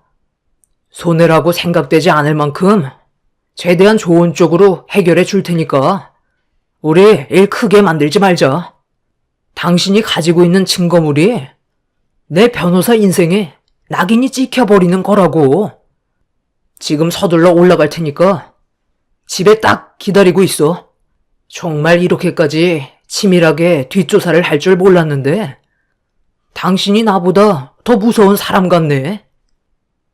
남편은 제가 가지고 있는 증거물들이 자기 인생에 걸림돌이 될 것 같았는지 쫄쫄매고 있었어요. 친구가 남편이 바람 피우는 모습을 발견하지 않았다면 저는 아무것도 모른 채 배신을 당했었겠죠. 그런데 바람을 피웠다고 해서 변호사 인생에 엄청난 흠집이 생기는 건 아닐 텐데 남편은 또 다른 무언가가 있었는지 제가 가지고 있는 증거물들을 전부 확인해 보길 원하고 있었네요. 무엇을 원하는 건지 알 수는 없었지만 도둑이 제발 저린다고 뭔가 캥기는 게 더 있다는 건 확실히 알 수 있었네요. 부산에서 집에까지 오는 데는 상당한 시간이 소요되기 때문에 저는 피곤한 몸을 이끌며 다시 짐을 챙겨 아이를 안고 친정집으로 향했습니다. 부모님은 제가 갑자기 찾아와서 남편과의 사이에 문제가 생겼다는 걸 직감하셨지만 깊이 있는 말은 하지 않았어요. 그래서 잠깐 다툰 정도로 생각하고 계셨죠. 부모님에게까지 당장 상처를 안겨드리고 싶지는 않았습니다. 남편은 많이 급했는지 부산에서 집에까지 상당히 빠른 시간 내에 도착을 했고 제가 집에 없다는 걸 확인한 남편은 저에게 계속해서 전화를 시도했어요. 하지만 끝까지 받진 않았습니다. 그렇게 한참 동안 저에게 연락을 시도한 남편이 어느 순간부터 전화를 걸지 않길래 저는 그제서야 잠깐 눈을 붙일 수 있지만 깊게 잠이 들지는 못했네요. 앞으로 어떤 식으로 살아가야 할지 너무 걱정이 많았어요. 아무것도 모르는 제 아이도 많이 피곤했는지 깊은 잠에 빠진 상태였습니다. 얼마의 시간이 지났는지 조용한 방 안에서 또다시 진동이 울렸고 이번에는 모르는 전화번호였네요. 여보세요? 그래도 제 전화는 받으셨네요. 굳이 제 설명은 하지 않아도 대충은 아실 테니 용건만 간단히 할게요. 지금 잠깐 얼굴 좀 볼 수 있을까요? 제가 왜 그래야 하는 거죠? 그쪽이 지금 그럴 때가 아니라는 거 잘 아실 텐데요. 그쪽이 제 눈에 띄는 순간 어떤 일이 벌어지게 될지 몰라서 보자는 거예요? 제가 그런 거 두려워했으면 연락도 하지 않았죠. 일단 얼굴 보고 얘기하죠. 저는 그쪽한테 상당히 괜찮은 제안을 해드릴 예정이에요. 장소는 문자로 찍어드렸으니 그쪽으로 나오시면 될 것 같네요. 저랑 단둘이 만나는 거니까 걱정하지 마시고 여자 대 여자로 진지하게 대화를 나눠보는 게 좋겠어요. 남편과 동료 변호사인 상간녀는 제가 두렵지도 않은지 상당히 당당한 모습을 보여주고 있었어요. 저도 상간녀를 만나 도대체 무슨 생각으로 이런 상황까지 만들었는지 듣고 싶어 아이를 부모님께 맡기고 약속 장소로 향하게 되었네요. 그렇게 도착을 하니 상간녀는 먼저 도착해서 저를 기다리고 있었습니다. 안 오시면 어쩌나 걱정했는데 그래도 다행히 잘 찾아오셨네요. 서로 오랜 시간 얼굴 맞대고 대화 나눌 사이는 아니라는 거 저도 알기 때문에 용건만 간단히 할게요. 일단 저는 서변을 진심으로 사랑하고 있어요. 그리고 저희는 사업 파트너이자 앞으로의 인생을 함께 할 수밖에 없는 운명이죠. 천생연분 나셨네요. 그래서 하고 싶은 말이 뭔데요? 제가 가지고 있는 증거물들만 제출해도 둘의 변호사 생활에는 충분히 지장이 생긴다는 거 알고 있죠? 충분히 알고 있죠. 그래서 이렇게 직접 모신 거고, 증거물들에 대한 가치가 얼마나 큰지 알기 때문에 그에 따른 보상을 해드리려고 합니다. 변호사가 둘인데 저희를 상대하기란 쉽지 않은 거 아실 테니 최대한 서로 좋게 해결해서 마무리 짓는 게 좋지 않겠어요? 가지고 계신 증거물 넘겨주시는 조건으로 여기 1억 드릴게요. 이 정도면 충분하다고 생각되는데요? 이건 증거물 비용이니까 서변이랑 이혼하시게 되면 그에 따른 위자료는 알아서 잘 챙겨가시면 되겠네요. 제가 가진 증거물의 가치가 1억밖에 안 된다고 생각하세요? 그쪽이 저를 상당히 가볍게 보고 있는 것 같은데 저도 벌써 다른 변호사를 선임한 상태라고요. 어머, 1억 정도면 충분한데 지금 욕심을 부리시는 거예요? 그러다 빈털터리로 내쫓기는 경우가 생길 수도 있어요. 그쪽 자식한테도 아빠가 범죄자로 낙인이 찍히는 것보다 건전한 변호사였다는 걸 말해주는 게 교육상 좋지 않을까요? 상당히 오랜 기간 뒷조사를 하셨다고 들었는데 그에 따른 비용도 만만치 않으셨을 테니 그럼 그것까지 보상해서 1억 5천으로 맞춰드릴게요. 지금 계좌 알려주시면 5천은 바로 이체시켜드리도록 할 테니 이제 그만하시죠. 저희는 어쩔 수 없는 한 배를 탄 사이라 그쪽이 눈치껏 빠져주셔야 한다고요. 원래 끼리끼리 논다고. 애초부터 그쪽이랑 그 사람은 서로 맞지 않았다고요. 급이 맞는 사람 다시 찾아서 행복하게 살면 되지 않겠어요? 꼴랑 5년 결혼 생활 한 거 가지고 한을 품는 건 너무 오버 아닌가? 아무리 화가 나도 그렇죠. 어떻게 사람을 붙여서 모든 생활을 전부 다 감시할 수가 있어요? 저희가 왜 그렇게까지 한 줄 알아요? 변호사로 버는 돈은 너무 한정적이라 좀 더 큰 돈벌이가 뭐가 있나 찾아보다가 괜찮은 것들이 눈에 들어와 같이 계획을 하게 된 거라고요. 아무래도 서변하고 함께 있는 시간들이 많다 보니까 서로 눈이 맞은 거고요. 상간녀는 제가 알아듣지 못하는 말을 늘어놓기 시작했어요. 그때부터 남편과 상간녀가 뭔가 숨기고 있다는 걸 확실하게 알 수 있었고, 저는 그걸 밝혀내기 위해 제가 가지고 있는 것들이 그 사람들에게 정말 중요하다는 걸 다시 한번 각인시키기 위해 없는 증거물들을 그 사람들의 입 밖으로 나오게끔 만들어 녹음을 하기 시작했어요.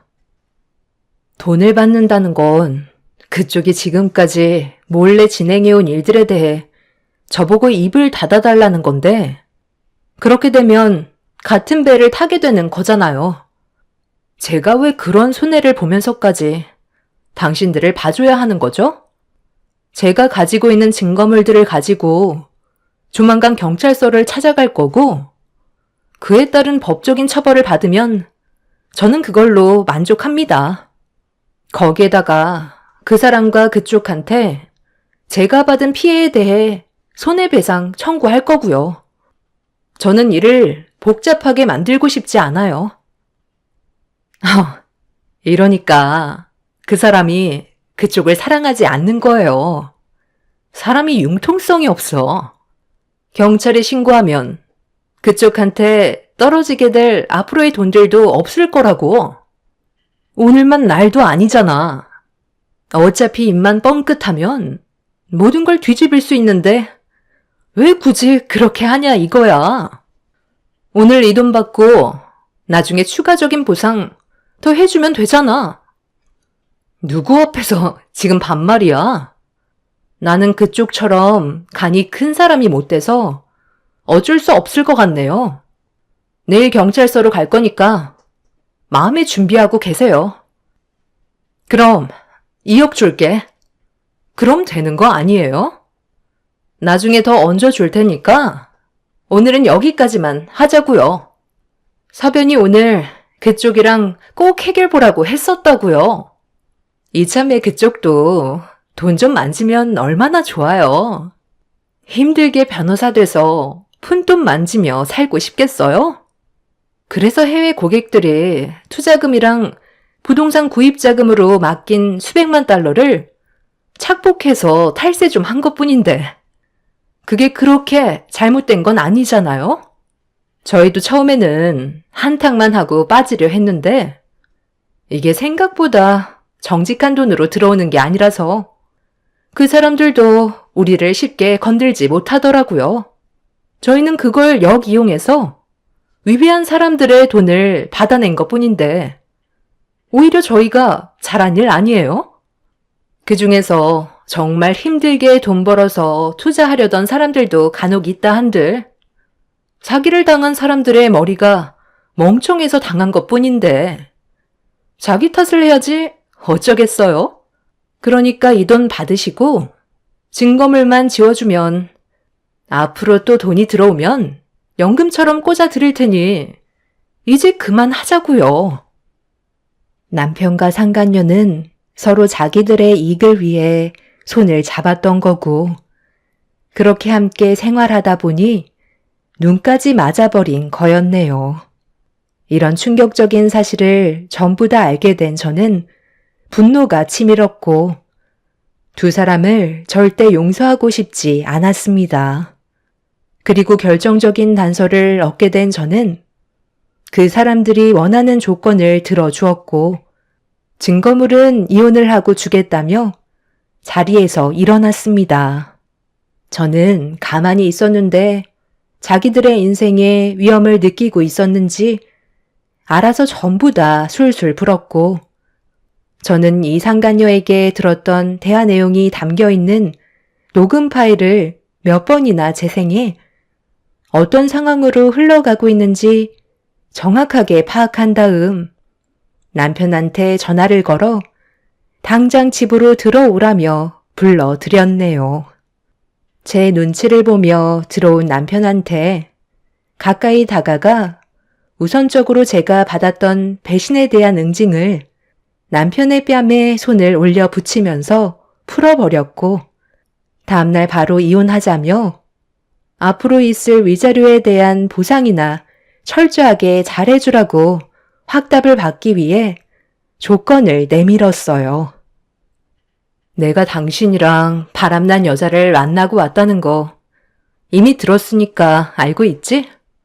사람이 어떻게 그럴 수 있어? 당신을 믿고 큰 돈을 맡긴 사람들인데 그걸 이용해서 아무 죄 없는 사람들의 돈을 갈취하는 게 변호사가 할 짓이야? 나는 그래도 당신이 항상 열심히 살아가는 모습이 너무 보기 좋았었는데 그게 전부 다 사기를 치려고 계획한 일인 줄은 정말 상상도 못했었다고. 내가 가진 증거물을 받고 싶다면 원하는 조건을 전부 다 들어준 다음 건네줄 거야. 그래야 나도 어느 정도 안심이 될 것 같아. 원하는 대로 이혼은 해줄 테니까 그에 따른 피해에 대한 금전적인 보상은 깔끔하게 처리해줬으면 좋겠어. 그리고 나는 내 자식한테 당신 같은 사람이 아빠였다는 사실을 알려주고 싶지 않아. 그러니까 앞으로 평생 동안 내 아이 볼 생각 하지 마. 내가 원하는 조건 들어준다면 증거물은 그대로 넘겨줄 거고 당신은 그 여자랑 앞으로 뭔 짓을 하던 잘 먹고 잘 살면 되는 거야. 어때? 나쁘지 않은 조건 같은데? 당연히 그렇게 해줄 수 있지. 원하는 조건 맞춰줄 테니까 걱정하지 마. 2번 다시 당신 앞에 나타나지 않을게. 솔직히 말도 안 되는 조건을 내밀까봐 쫄았었는데 뭐 그 정도야 뭐. 그렇게 남편과 저는 다음날 신속하게 이혼을 했고 그 사람과 상간녀는 법적인 소송으로 끝내는 게 아닌 제가 피해를 받은 부분에 대해 금전적인 보상을 해 주었네요.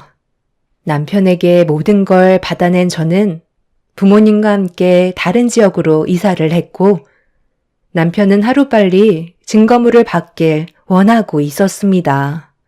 그래서 저는 친구에게 받았던 사진 몇 장을 남편에게 전송을 하면서 나중에 딴소리 할까봐 제가 어느 정도 안심이 될 때까지 두고 봐야 할 것 같다고 그 사람들을 계속 괴롭혔어요. 남편은 친구가 보내줬던 사진을 받아보고 결정적인 증거물을 달라며 화를 내기 시작했고 저에게 막말을 퍼붓기 시작했네요. 곧바로 경찰서에 달려가 그 사람들을 신고하고 싶었지만 제가 가지고 있던 증거물들로는 역부족이었고 그 사이에 남편과 상간녀가 또 다른 일을 꾸밀 때까지 지켜볼 수밖에 없었어요. 저는 처음으로 남편과 상간녀에게 사람을 붙여 뒷조사를 하게 만들었고 결정적인 증거들을 하나둘씩 모아가기 시작했어요. 남편과 상간녀는 충격적이게도 돈이 될 수 있는 것들은 가리지 않고 범죄를 저지르고 있었네요. 그리고 남편과 상간녀는 저와 숙려 기간이 끝나자마자 결혼식까지 올리게 되었습니다. 당신이 여긴 어디라고 찾아와? 내가 해달라는 대로 다 해줬으면 당신도 그냥 증거물만 주고 끝내면 되는 거잖아. 우리는 이제 법적으로 아무런 관계도 아니라고. 그래, 나도 알아. 그래서 당신이 원하는 증거물 주려고 온 거잖아. 그리고 누구 마음대로 결혼식을 올리라고 그랬어?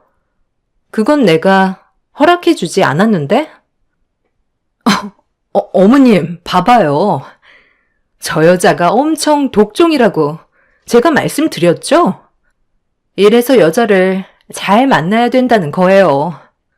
내 결혼식 망치지 말고 당장 나가. 네가 여긴 뭐하러 온 거냐? 많은 사람들 보는 앞에서 내 자식 창피라도 주려는 거야? 좋은 말로 할 때 내 눈앞에서 당장 사라져라. 제가 무슨 힘이 있다고 난리를 치겠어요. 저 말고도 대신해줄 분이 저렇게나 많이 찾아오셨는데요. 이 사람들이에요. 잡아가시면 될 것 같네요. 제 말이 끝남과 동시에 형사분들은 두 사람의 범죄에 대해 설명하면서 경찰서로 연행했고, 이 사실을 전혀 모르고 있던 시몬은 상당한 큰 충격을 받아 쓰러져 버리셨네요. 제가 형사분들께 제출했던 증거물들이 상당한 효력이 있었고, 회사 사무실에서 발견된 범죄를 이용한 서류까지 확보가 되면서 남편과 상간녀는 법적인 처벌을 면할 수가 없었습니다. 결국 많은 사람들을 상대로 사기친 혐의로 인해 기소되면서 둘 다 변호사 자격이 박탈되는 징계를 당하게 되었네요. 같은 목적으로 만나 힘들게 읽었던 가정까지 파탄낸 상간녀와 저와 아이를 등진 남편이 받게 된 충징계는 제가 받았던 상처를 어느 정도 보상을 해준 것 같았는지 힘들 것 같았던 마음은 한결 편해졌네요. 이 문제로 혼자 살고 계시던 시몬은 형사들한테 연행이 됐을 때 엄청난 충격으로 혈압이 올라 뇌출혈로 인해 현재 병원에서 치료를 받고 계신 중입니다. 자신들이 저지른 잘못에 대한 합당한 벌이라고 생각되네요. 앞으로 두 번 다시 그 사람들을 만날 일은 없었으면 좋겠어요.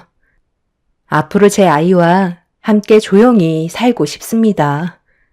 제 사연 들어주신 분들, 여러분들의 인생은 언제나 좋은 일들만 가득하시길 바랍니다.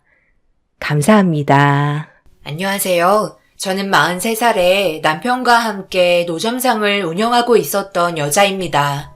계속되는 사업 실패로 인해 결국에는 노점상까지 하게 되었지만 그래도 끝까지 포기하지 않으려는 남편이 정말 존경스럽습니다. 언젠가 분명 노력한 만큼 좋은 결과가 올 거라고 믿고 있어요. 하지만 저희 가족을 먹여 살리기 위해 열심히 일하는 남편을 저희 집안에서는 알아주지 않고 있어요. 그저 실패자로만 보고 있으니 때만 되면 만나게 되는 저희 집안과 마찰이 상당히 심할 정도로 관계가 좋지 않습니다. 그래서 더욱더 자신의 일에 열중하는 것 같았어요.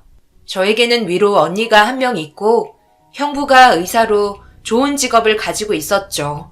남편이 사업 망하기 전에는 의사인 형부보다 더 많이 벌어서 가족들에게도 인정받고 지냈었는데 한번 미끄러진 사업은 회복되기가 힘들었고 결국 도움을 요청했을 때는 모두 저희를 등 돌렸어요. 때만 되면 명품백도 선물해드리며 여행도 많이 보내드렸었는데 받을 때는 마냥 좋아하시더니 저희가 경제적으로 많이 힘들어졌을 때는 전부 연락두절에 등까지 돌리면서 도움을 주지 않았던 가족들의 배신감에 더 이상 얼굴조차 보고 싶지 않아 인연 끊고 살았었습니다. 그런데 노점상을 운영하면서 언니와 엄마가 찾아왔어요. 뭐야, 소문이 진짜네? 동네에서 풀빵 팔고 있다고 하길래 와봤더니 그 말이 사실이었네? 이거에서 하루에 얼마나 벌어? 10만 원은 버니? 너희들 정말 갈 때까지 갔구나? 이런 것까지 하고 말이야. 과거에 잘 나가더니만 지금은 풀빵이나 팔고 있으니 참 한심하네. 그렇게 할 일이 없어서 동네에 얼굴 다 팔리게 여기서 뭐 하는 짓이야? 내 남편이 의사인 거 알면서 집안 망신 다 시키고 있어. 그래도 와본 김에 풀빵 하나는 먹어보고 가야겠다. 너는 무슨 풀빵을 먹겠다고 탈라는 거야? 먹을 게 그렇게 없니? 길거리 음식 위생에도 안 좋아서 먹지 말라고 했잖아. 아유, 창피스러워서 내가 고개를 들고 다니지도 못하겠다. 사위 하나 잘못 들여서 내 딸 고생이나 시키게 하고. 엄마, 그런 말씀 하시려면 그냥 돌아가세요. 우리 열심히 잘 살고 있고 돈 없어도 행복하니까요. 이런 게 도대체 뭐가 행복하다는 거야? 돈도 없어서 지금까지 허덕이며 달려오기만 하니? 아기 계획도 못하고 시간만 버려서 너 인생까지 망쳤잖니? 차라리 그냥 이혼해라. 그냥 돈 많은 적당한 남자 하나 골라서 새삼 찾으라고. 저희 남편 귀 막혀있는 거 아닌데 계속해서 이런 식으로 얘기하면 그냥 인연 끊고 사는 게 차라리 낫겠네요.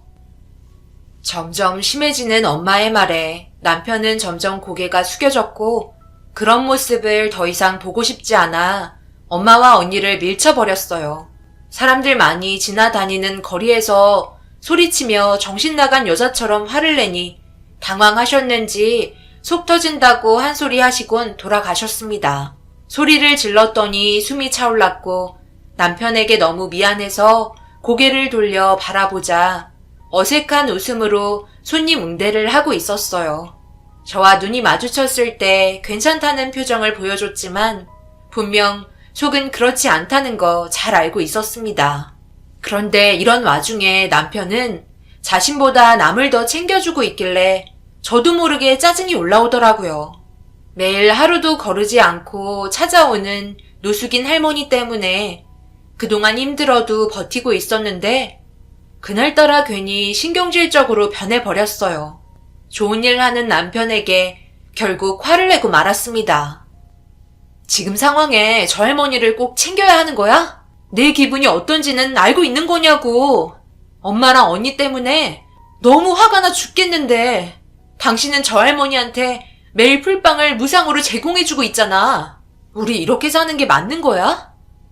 미안. 기분이 많이 안 좋지? 나도 마찬가지야. 하지만 매일 하던 일을 안 할 수는 없잖아. 저 할머니 몸도 안 좋으신데 오실 때만큼이라도 챙겨드리면 얼마나 좋아. 풀빵 몇 개 드린다고 해서 우리 형편이 나빠지는 것도 아니잖아. 우리 차라리 다른 곳으로 이사를 가든지 하자. 나 엄마랑 언니 얼굴 보면서 이 동네에서 장사하고 싶지 않아. 우리가 다른 곳으로 이사를 갈 수 있는 형편은 아니잖아. 살고 있는 집도 겨우 사정사정해서 지내고 있는 거 잘 알면서 그래. 나중에 상황 좀 좋아지면 그때 움직이도록 할 테니까 당장 힘들어도 조금만 참아. 내가 미안해. 서로 고생하고 있는 거 잘 알고 있는데 괜히 저까지 힘들게 한 것 같아 미안했어요. 하지만 그동안 결혼 생활하면서 뭐 하나 제대로 풀린 적이 단 한 번도 없어서 저도 사람인지라 엄마랑 언니에게 싫은 소리 듣는 게 너무 기분이 안 좋았어요. 그렇다고 저희 가족을 도와주는 것도 아니었거든요. 금전적으로 많이 힘든 거 알면서 저를 봐서라도 어느 정도 도와줄 수 있는 건데 남편 몰래 따로 부탁을 해도 들어주지 않았습니다. 남편과 살아보겠다고 발버둥 치고 있는데 옆에서 찬물을 끼얹고 있었으니 화가 머리끝까지 올라왔던 거였죠. 그래서 좋은 일 하는 남편에게 싫은 소리를 하게 된 거였고 뱉은 말은 주워 담지 못하기 때문에 마음이 너무 안 좋았어요. 그런데 노숙자 할머니께서 저에게 다가와서 한마디 거들더라고요. 이봐요. 돈도 중요하지만 사람 마음이 훨씬 중요한 거요. 내가 상담하는데 아무런 대가 없이 베푼 사람들은 나중에 다 되돌려 받더라고. 그러니 지금 삶이 당장 힘들어도 조금만 더 참아봐요. 분명 좋은 날이 꼭 올 거니까 힘내시고 오늘도 풀빵 잘 먹고 가요. 내일도 이 시간대 들리도록 할게요. 매일 신세져서 미안하네.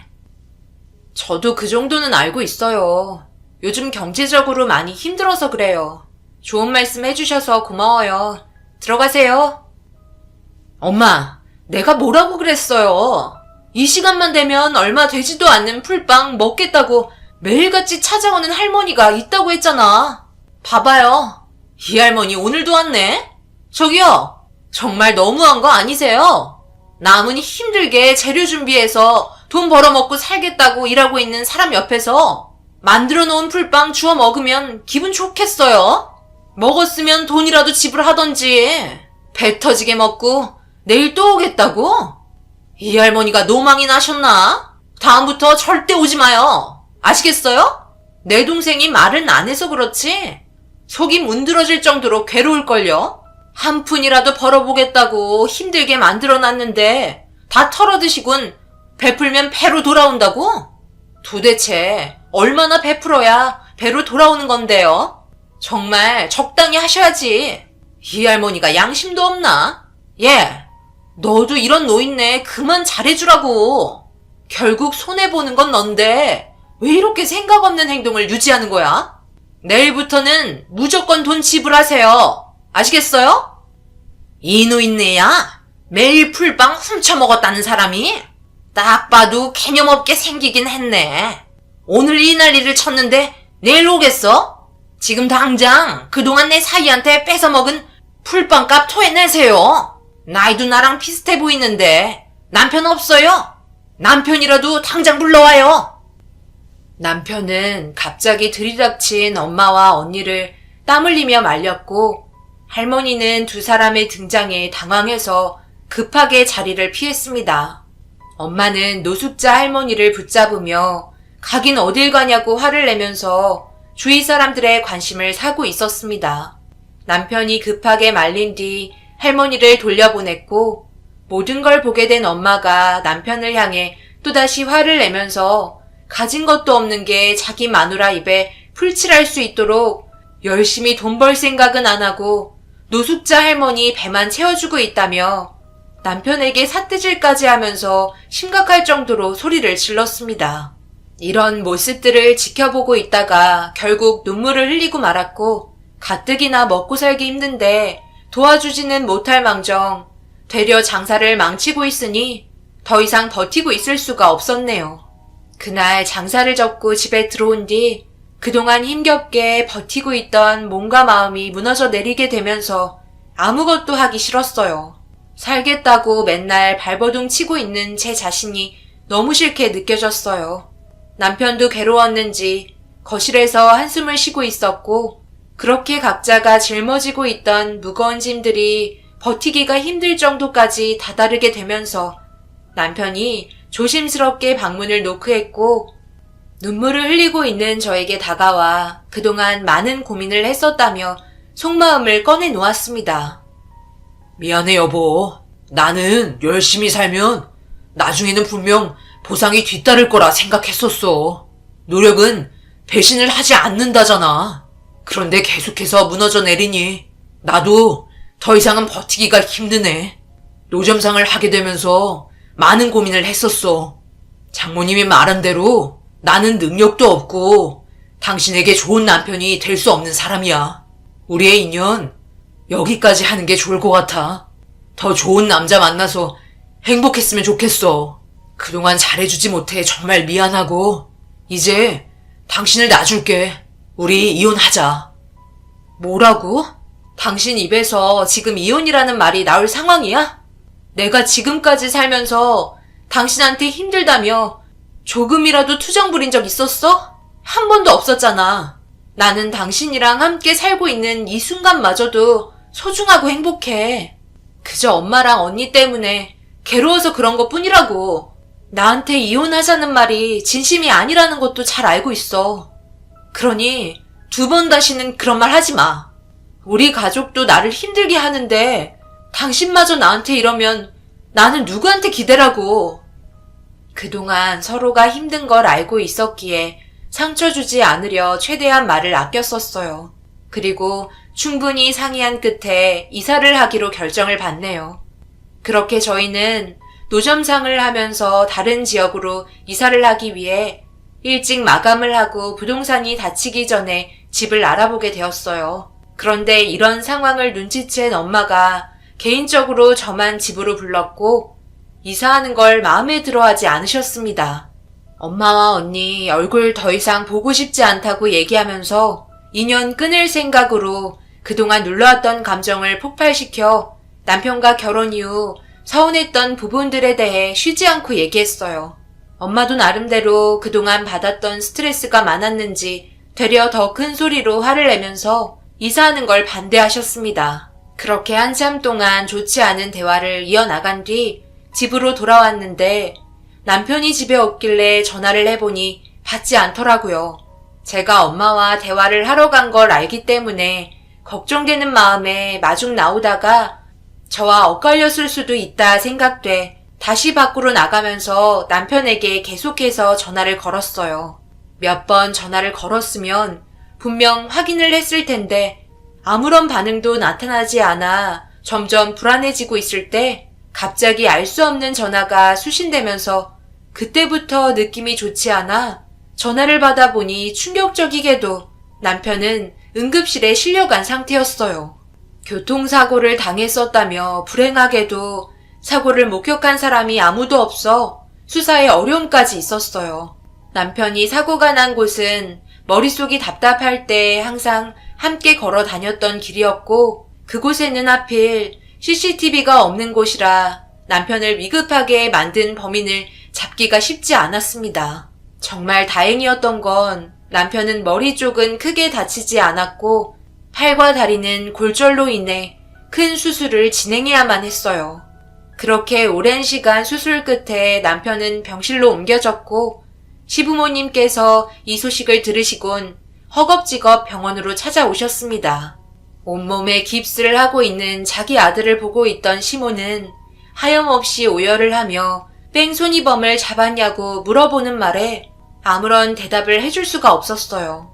그런데 병원에서 담당 형사가 전화가 왔고 받아보니 목격자가 나타났다며 경찰서로 급하게 부르길래 시부모님께 남편을 부탁하고 서둘러 경찰서로 향했어요.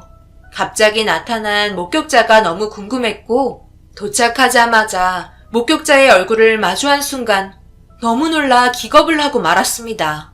그동안 남편에게 풀빵을 얻어먹었던 노숙자 할머니였고 저를 보자마자 달려와 떨고 있는 손으로 제 손을 잡으며 눈물을 흘렸습니다.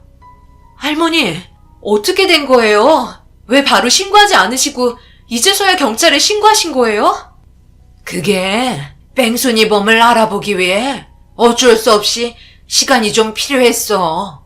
일단 대충 상황을 좀 설명하자면 지나가던 길에 우연히 만나게 되었는데 최근 들어 풀빵 장사를 일찍 마감해서 자주 얼굴을 볼 수 없어 미안하다며 다른 지역으로 이사 계획이 있다고 잠시 대화를 한 뒤 나도 볼 일이 있어 헤어졌는데 쿵 하는 소리와 함께 고개를 돌려보니 누군가가 사고를 내고 잠시 멈칫하더니 급하게 도망을 치더라고.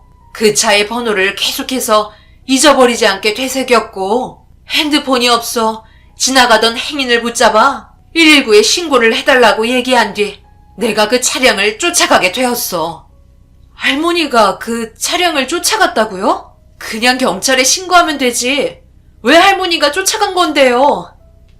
쫓아간 이유는 내가 알고 있는 사람이었고 자네도 아주 가깝게 알고 지내는 사이라서 왜 이렇게까지 한 건지 이해를 할 수 없어 따라가 본 거야. 그런데 내가 예상했던 게 맞더라고. 자네 언니라는 분이 범행을 저지른 상태였지. 믿을 수 없는 말을 듣게 된 이후 다리에 힘이 풀려 할머니를 멍하니 바라보았어요. 그리고 밖이 소란스러워 천천히 고개를 돌리니 경찰서 밖에는 검정 세단차가 수십 대나 몰려 들어왔고 그 차 안에서 정장을 입고 있는 사람들이 내리면서 언니를 끌고 오고 있었어요. 의문의 남자들 사이에 언니가 잡혀 들어오는 모습을 보고 있는데 저와 눈이 마주치자 시선을 회피했고 경찰의 안내에 따라 조사를 받게 되었습니다. 그리고 모든 진실이 밝혀지면서 언니를 절대 용서할 수 없었어요. 남편이 밖으로 나갔던 건 언니 때문이었고 강제로 이혼하기를 원했어요. 그 이유는 제가 힘들어하는 모습을 보고 싶지 않아 따로 만나 얘기했었고 서로 안 좋은 감정 상태가 고조되면서 자리를 피해버린 남편에게 화가 치밀어 오른 언니가 극단적인 선택을 하게 되었습니다. 그때 우연히 할머니와 만나게 되면서 잠시 대화를 한 뒤 집으로 들어가려는데 분노를 참지 못했던 언니가 뺑소니를 저질렀는데 그 배후에는 언니뿐만 아니라 충격적이게도 엄마도 함께 했었다는 게 믿을 수 없었네요.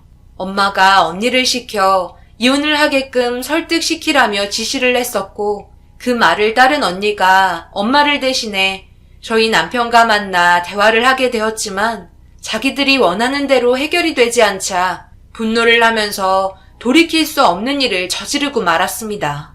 언니의 진술이 끝난 뒤 모든 걸 이해할 수 있었어요. 남편이 사고가 난 이후 엄마한테 전화를 했었지만 받지 않았었고 문자를 남겼는데도 병원에는 찾아오지 않았으니까요. 그런데 엄마가 자수하려고 제 발로 경찰서로 들어오더라고요. 그리고 검은 정장을 입은 사람들이 왜 이렇게 많이 몰려왔었는지 또한 알 수 있었습니다. 자네 엄마라는 사람이 한 발 늦었지만 이런 일까지 계획하면 안 되는 거였어. 아무리 사람이 싫어도 자기들의 실수를 덮기 위해 심부름꾼을 시켜서 증거를 없애려 했거든. 무슨 말인지 알아? 매일같이 나한테 풀빵을 줬었던 한없이 착한 자네 남편이 이 세상에서 완전히 사라지게끔 지시를 내렸었다고. 만약 내가 이런 상황을 알지 못했다면 지금쯤 자네 남편은 이 세상에 없는 존재가 되어버렸겠지. 자네 가족은 절대 용서를 해주면 안 되는 사람들이니까 법적으로 강력한 처벌을 받아야만 해. 뺑소니도 모자라서 저렇게 착한 사람을 이 세상에서 없애려고 해? 정말 저희 엄마가 그런 것까지 시켰었다고요? 지금 할머니가 하는 얘기 도저히 믿지 못하겠어요. 할머니는 노숙자잖아요. 내가 노숙자가 되고 싶은 게 아니라 자네 남편이 나를 이렇게 만든 거야. 요즘 몸도 안 좋아서 오래 걷는 게 힘들어 잠시 앉아 있었는데 그게 하필 풀빵 노점상 옆이었고 지쳐있는 얼굴을 보고 있는 나를 보곤 노숙자로 생각하더니 풀빵을 건네줬잖아. 처음에 아무런 대가 없이 그냥 건네준 풀빵에 당황스러웠지만 너무 착하고 순수한 마음에 감동을 받았었어. 그리고 자네 남편의 행동으로 인해 나도 힘이 날 수 있었고, 그래서 다음날도 찾아가 전날에 받은 것까지 돈을 지불하려고 했는데 나한테 뭐라고 했는지 알아? 나한테는 돈 받지 않을 테니 언제나 와서 먹고 싶은 만큼 먹고 가라고 얘기하는데 살면서 처음 느껴보는 따뜻한 감정이었어. 나한테 너무 좋은 영향을 주는 사람이라 힘든 하루를 회복하려고 거의 매일 찾아가게 되었던 거야. 어떻게 보상을 해야 할지 고민하고 있었는데 이런 식으로 내 신분이 밝혀지게 될지는 전혀 몰랐네. 그동안 정말 고마웠고 앞으로 문제되는 일들은 내가 대신 처리해 줄 테니 아무 말 하지 말고 받기만 했으면 좋겠네. 많은 사람들에게 활력을 주는 자네 남편이 하루빨리 회복이 되어야지. 할머니는 노숙자가 아니었는데 남편이 그동안 혼자서 할머니를 노숙자로 오해하고 있었던 거였어요. 엄마와 언니의 행동도 충격이었는데 할머니의 실체 또한 저에게 엄청난 충격을 안겨주었습니다. 할머니는 어느 기업의 대표로 회사를 운영하고 있는 저희와는 완전히 다른 사람이었었네요. 어찌됐든 할머니의 도움으로 엄마와 언니의 추악한 범행이 밝혀지게 되면서 돌이킬 수 없는 법적인 처벌을 받아야만 했어요. 그리고 할머니께서 저희에게 필요한 모든 걸 지원해 주셨고 결국 엄마와 언니는 징역을 면하지 못했습니다. 두 번 다시 얼굴을 보고 싶지 않았지만 왜 이렇게까지 해야만 했는지 확실하게 물어보고 싶었어요.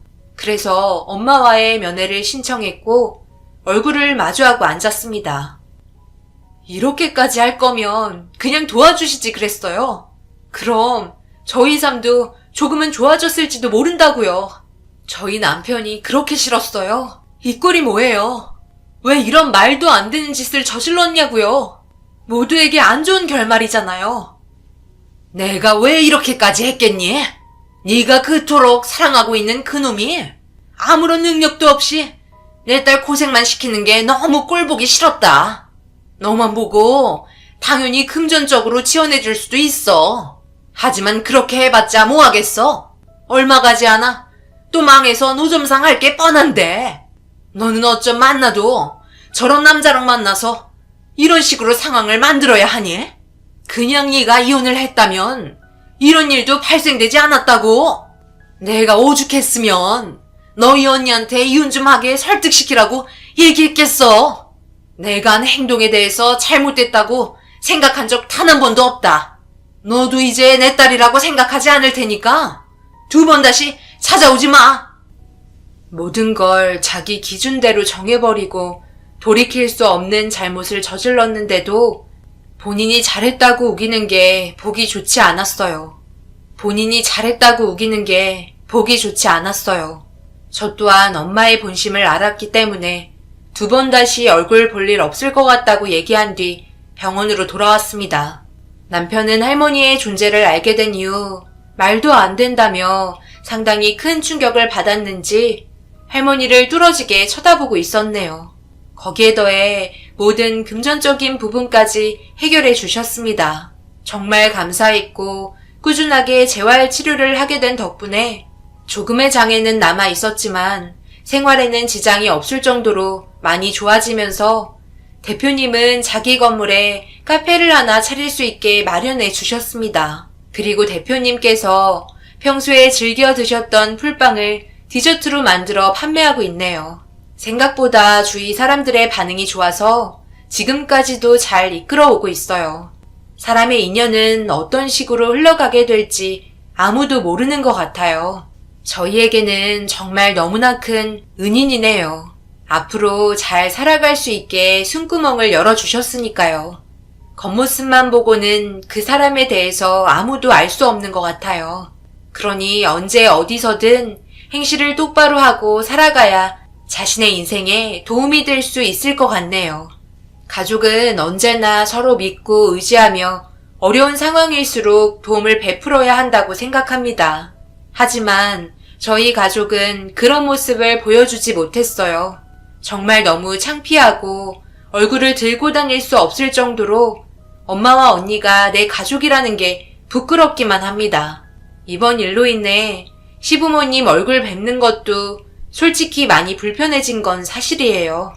예전만큼 시부모님과 좋은 관계를 유지해 나가기는 힘들지만 노력한다면 언젠가 좋아지겠죠? 한평생 저와 행복하게 살겠다고 약속했던 남편에게 항상 미안한 마음뿐입니다. 저희 가족이 앞으로 열심히 살아갈 수 있도록 여러분들께서 응원의 한마디 해주시면 많은 힘이 될 것 같아요. 제 사연 들어주신 분들 언제나 가정의 평화가 함께 하시길 바라며 어려운 이 시기에 다들 먹고 살기 힘드실 텐데 힘내시길 바랍니다. 분명 먹구름이 걷히고 언젠가 해 뜰 날이 꼭 올 거라 믿습니다. 오늘 하루 마무리 잘하시고 언제나 행복하실 수 있도록 기도드리겠습니다. 감사합니다.